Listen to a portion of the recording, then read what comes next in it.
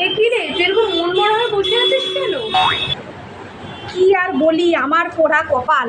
গত সপ্তাহে একজনের থেকে 50,000 টাকা আমি ধার নিয়েছিলাম।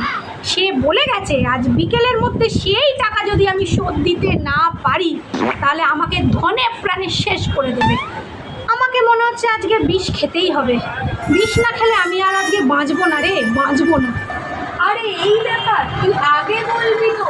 তোর জন্য আমি জোগাড় করে আনছি, তোর আমি একমাত্র বন্ধু, আমি পারবো না? তুই বস এখানে, আমি আসছি।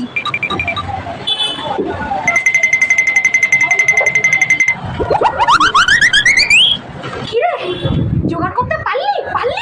আরে পারবো না মানে, এই দেখ তোর জন্য বিষ জোগাড় করে এনেছি। বলেছে পুরোটা যদি তুই একবারে খেয়ে নিস তুই নিঘাত মরবি। এই নে।